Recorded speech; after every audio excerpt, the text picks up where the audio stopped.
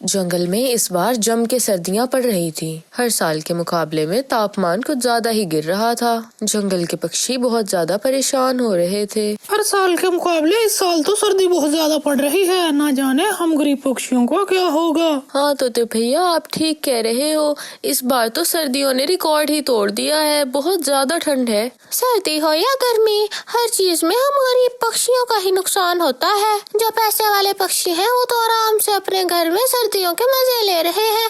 हम गरीब ही मारे मारे फिर रहे हैं। हाँ कुकू, आपने सही बात की। हर चीज में हम गरीब ही मारे जाते हैं। राजा जी भी हम गरीब पक्षियों के लिए कुछ नहीं करते। अगर वो चाहें तो हमारी मदद कर सकते हैं और हम सभी गरीब पक्षियों को रहने के लिए जगह दे सकते हैं। सर्दी हो या गर्मी हो, हम गरीब पक्षियों को अपनी लड़ाई खुद ही लड़नी पड़ती है। टुन्नू भाई, आज तो मुझे बहुत ठंड लग रही है।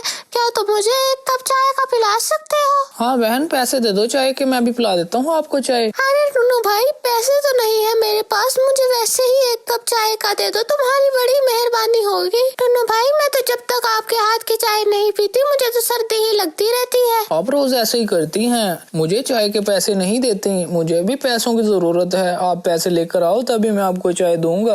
अरे टुन्नू भाई, आप ये कैसी बातें कर रहे हो? अपनी बहन से भी कोई पैसे लेता है क्या भला? अरे भाई, एक कप चाय पिला दोगे तो क्या चला जाएगा?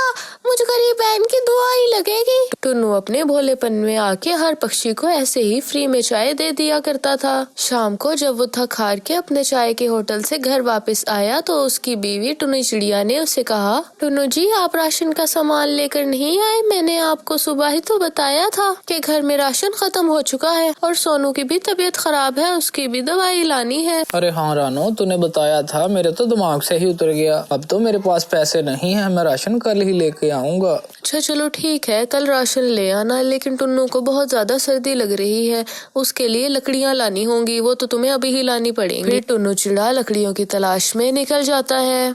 टुन्नू चिड़े को ठंड बहुत ज्यादा लग रही थी। वो रास्ते में ही पेड़ के नीचे बैठ गया। वहाँ कुछ पंछी आग जला के बैठे हुए थे।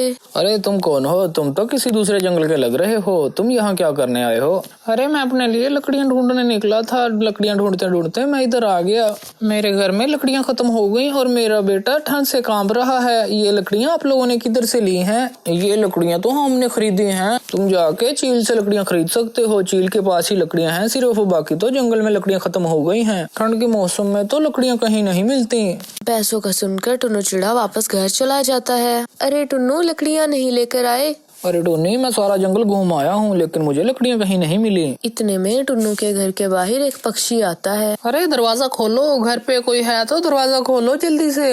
अरे कौन हो भाई, क्या चाहिए आपको? मैंने कभी नहीं देखा आपको। अरे बहन, मैं दूसरे जंगल से आया हूँ। सर्दी काफी ज्यादा हो गई है। मैं ट्रक ड्राइवर हूँ। क्या मैं आपके यहाँ एक रात गुजार सकता हूँ? मैं सुबह होते ही इधर से चला जाऊंगा। फिर टुन्नी चिड़िया कुछ देर सोचती है और उस पंछी को अंदर बुला लेती है। अरे इधर तो बहुत ज्यादा ठंड है, इस बच्चे को क्या हुआ है? कुछ नहीं भाई, इसको बहुत तेज बुखार है और हमारे पास लकड़ियाँ भी नहीं है कि हम वो जला दें और इसे थोड़ी गर्माइश हो जाए। अरे बहन, बस इतनी सी बात।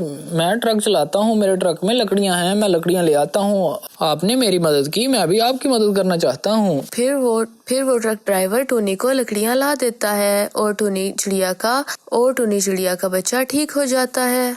प्यारे बच्चों, इससे हमें ये सबक मिलता है कि हमें एक दूसरे की मदद करते रहना चाहिए।